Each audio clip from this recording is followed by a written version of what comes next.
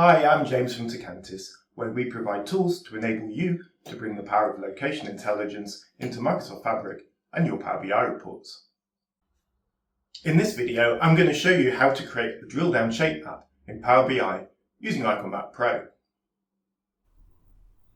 Now, there's actually a number of ways we can bring shapes into the map using Icon Map Pro.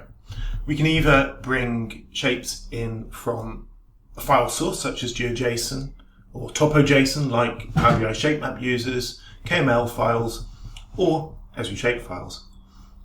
And these we can either import into the visual and store them within the Power BI report, or we can load them in directly from a URL.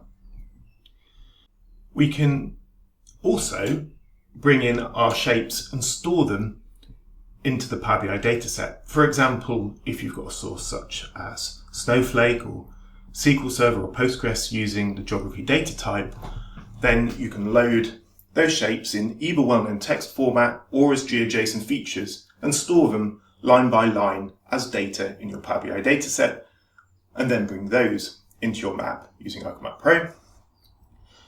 We can also draw vector tiles where your shapes are broken up into squares and sourced remotely, either as PM tiles in something like Azure Storage or an Amazon S3 bucket, or we can pull in the tiles from Mapbox tile sets, GeoServer, or ArcGIS Online, and then we relate those shapes back to the Power BI dataset for conditional formatting. Or we can bring in shapes from ArcGIS feature layers. But in this video, we're going to focus on that first option, and we're going to import shape files and store them inside the Power BI report. So let's jump into Power BI Desktop and get started. Now, before we start building the visuals, let's quickly first look at the data. So we're going to use some open data. It's actually data about crime in England that I've downloaded from data.police.uk. Now, every row in this dataset relates to an individual crime that has happened somewhere in England in 1 month last year. So you see we've got this crime count column, and this column contains nothing but the number 1. And what this allows us to do is quickly aggregate up all of the different crimes by, for example, a particular crime type, and you'll see that this column contains a list of lots of different types of crime. And then we've also got some geography columns. So starting at the most detailed level of geography in our dataset, we've got something called the LSOA code. It actually stands for Lower Super Output Area, but it's actually essentially a census district, so a fairly granular area where all of them have roughly the same population. And then if we go one level up in our hierarchy, we come to the local authority. And we've got 2 columns relating to the local authority. We've got the local authority name here that I've highlighted, so this is Buckinghamshire. And we've also got the local authority code. And then we can go one level up again, and we've got region, so southeast, northwest, for example.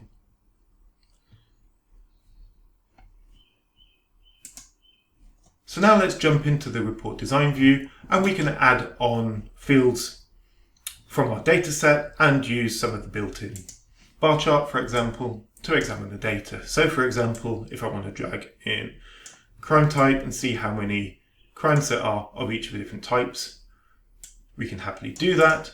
And for example, I could also bring in a slicer and filter the data by region. So now we're ready to visualize this data on our map. So the first thing to do is bring in Icon Map Pro as a visual into Power BI Desktop. And we do that by clicking the 3 little dots in our visualization list and choosing Get More Visuals.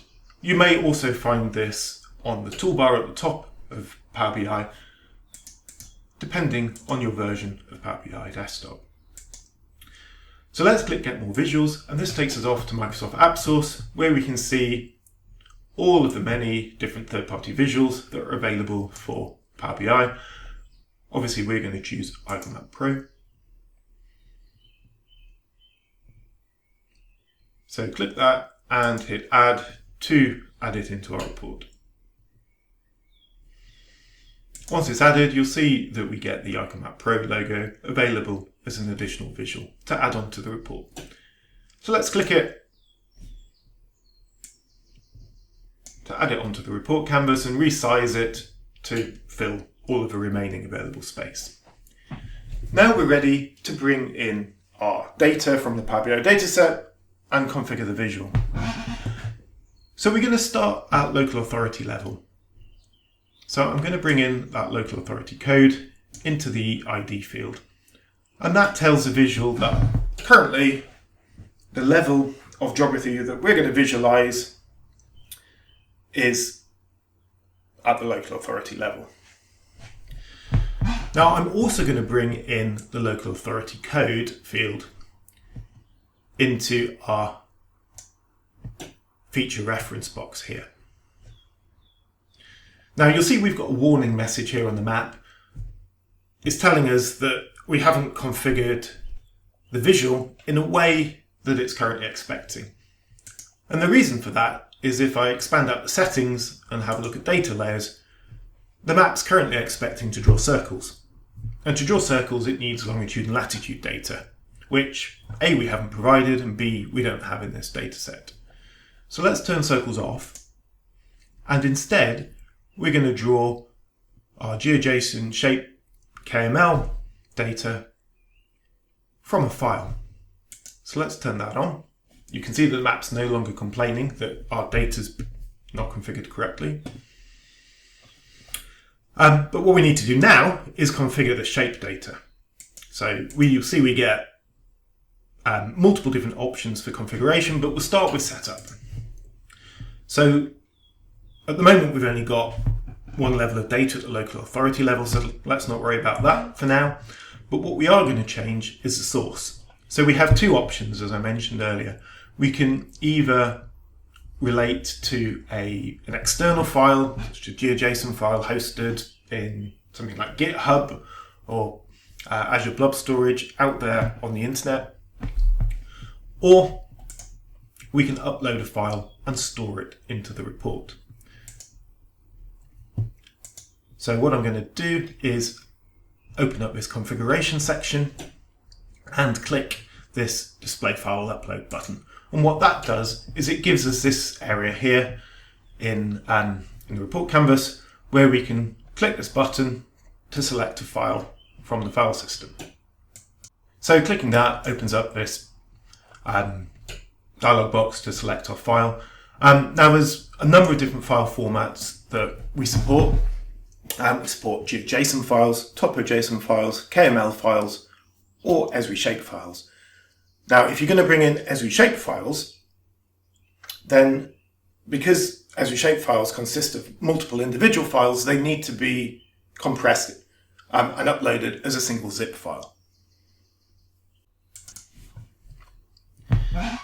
Now, I've got two files available here. They've been downloaded from the UK's Office for National Statistics. I haven't manipulated them or altered them in any way. So let's choose the local authority district's boundaries, double click those, and then you can see IconMap Pro is importing those into the visual. So let's just pause here for a moment, and I just want to work through what this little summary is showing us. So obviously first we've got the file name, that's just the name that we clicked in the dialog box a moment ago. And then we've got the file size. So this file is about 4.5 megabytes, which is a good file size, safe file size to import and store inside our Power BI report. We don't really want to be importing files much bigger than 20 megabytes because that can start to cause performance problems because we're storing those files inside the visual layer of our Power BI report. The next thing it tells us, well, we've got a little warning just to explain about those file sizes. Then we've got the file type. In this case, it's an Esri Shape file. And then it shows us the original projection. Now, if you're using KML files, TopoJSON files, or GeoJSON files, ideally you need to make sure that those shapes are using longitude and latitude coordinates. So the coordinate system that's known as WGS84 or EPSG 4326. But basically longitude and latitude coordinates.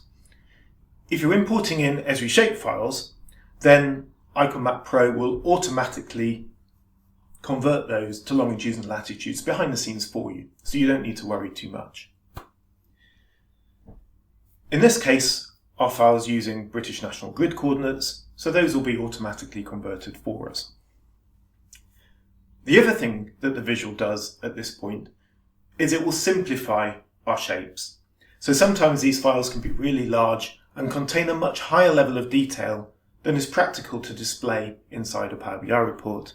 So you can see on the right hand side of the visual we've got a couple of settings there called degrees of simplification and maximum precision of coordinates. The visual uses those settings to basically simplify the shapes, remove out some of the coordinates, ideally without losing any of the detail. Now, if you have really small shapes that you need to display in a high level of detail, then what you can do is increase the number of decimal places in that degrees of simplification. So add in some more zeros between the decimal point and the 1, and then it will simplify those shapes less. And you can increase the number of decimal places that it uses to store the longitude and latitude coordinates.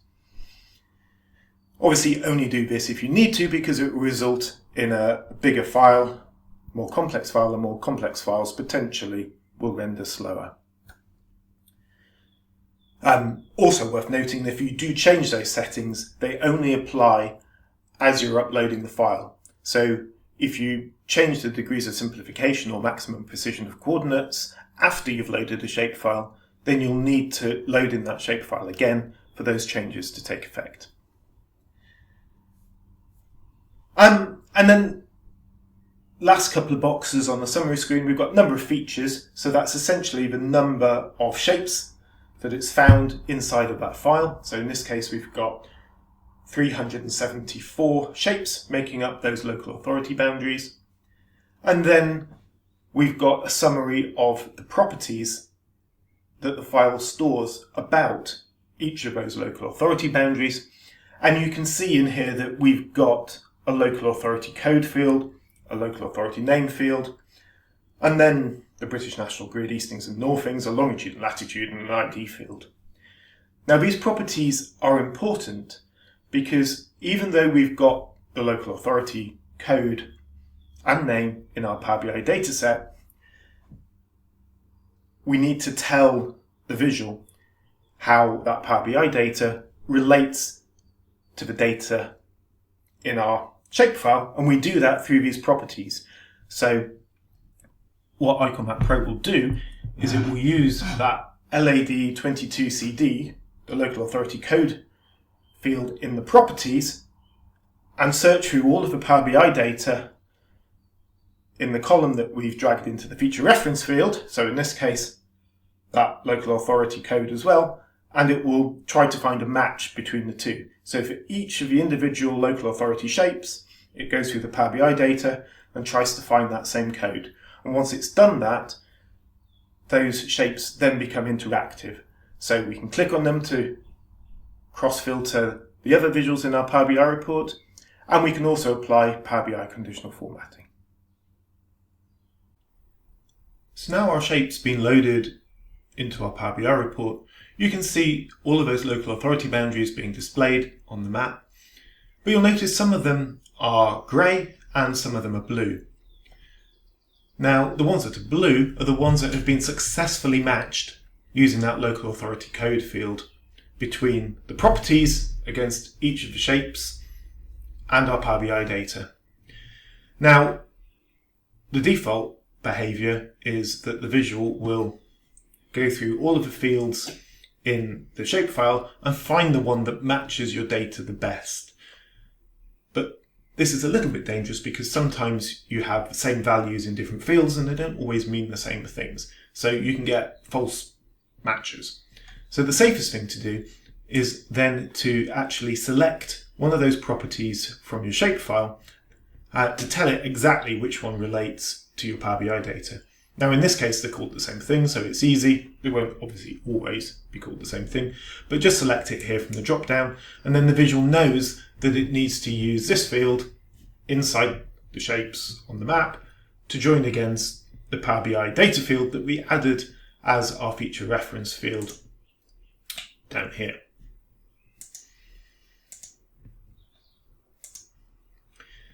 So all of these blue shapes are the ones that are currently matched to the data, and we can format the unmatched shapes, which are currently grey, and the matched shapes separately. We can also choose to remove those unmatched shapes if we don't want to display them. So we don't have any data in our data set for Scotland, Wales or Northern Ireland, so it doesn't make sense to show those shapes on the map. So we can choose to remove them completely. Now I'm not going to go through all of these different settings. The configuration area determines how the shapefile behaves. We can choose different levels that shapefile will appear at as you zoom in and out the map, etc, etc. But what I'm going to do initially is configure how they look using the formatting settings. So for all of these shapes that are currently matching our data, we're going to create a choropleth map, so a shape map where the depth of colour is determined by how many crimes occurred in each of those local authority areas. So I click the little FX button here, which brings up Power BI's conditional formatting dialog, and I'm going to choose gradient, and we're going to base it on the sum of our crime count. And we'll just create it. We'll just create this super simple. So the lowest local authorities, or local authorities with the lowest amount of crime, will be light blue, going through to darker blue for those local authorities with a higher amount of crime. And you'll see that our shading updates on the map. And I'm just going to change the outline colour, so the boundaries themselves, to be black rather than blue, which I think is a little bit clearer.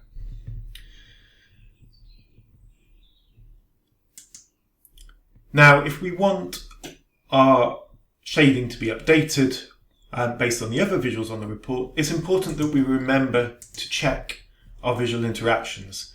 So I'm going to turn visual interactions on, or edit interactions on, from the format menu, and then I'm going to click on my bar chart, and then over here on the map I'm going to choose filter. So what that means is when I click one of the crime types over here on our bar chart, it will filter the data that's sent to the map to only show, for example, crimes relating to vehicle crime, and you'll see that the shading over here on the map will change now as I choose a different crime type.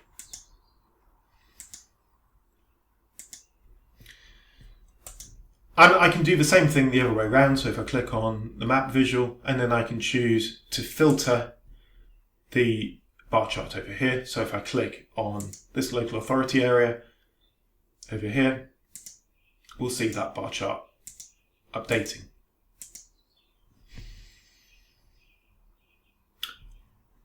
I can also obviously click the slicer values, and the map will update to show the local authority areas that I've selected.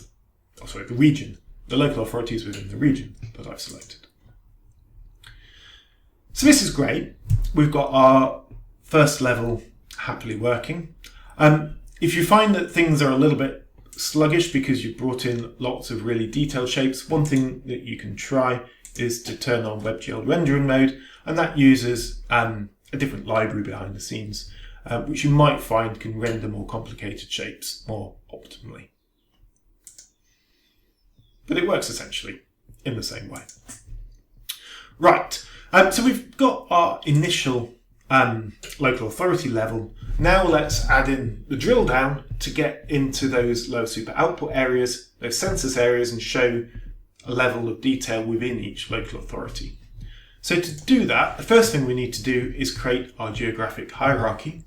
So if I drag in the LSOA code into the ID field, that creates the hierarchy within the visual, so you'll see that we get the drill down options.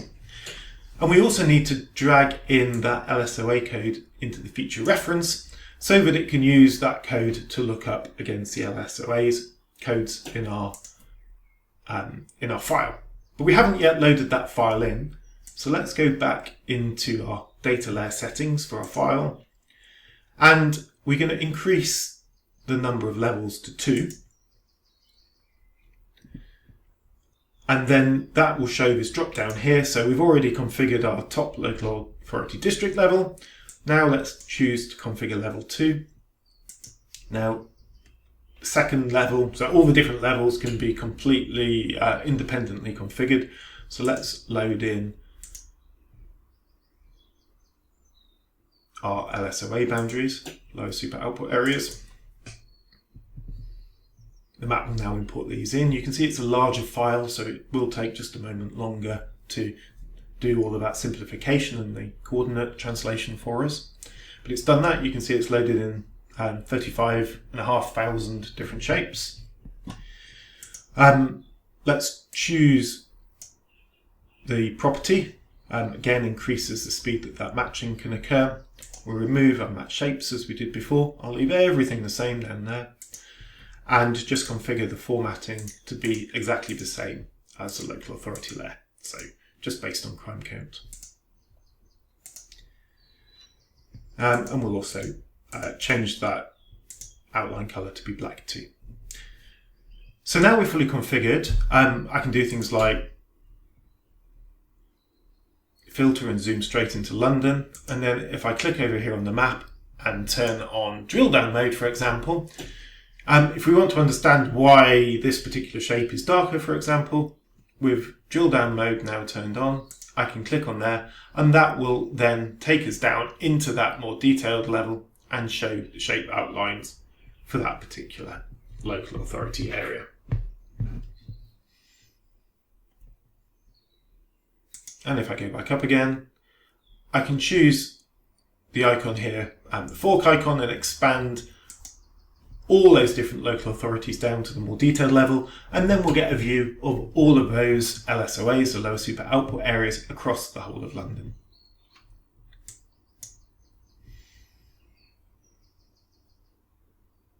So that's it. We've created our drill down choropleth map with 2 levels very quickly and easily using Icon Map Pro for Power BI. For more information and the full configuration options, you can find detailed instructions on our website, iconmappro.com. And if you still need help, please don't hesitate to reach out to us at support@cantis.com.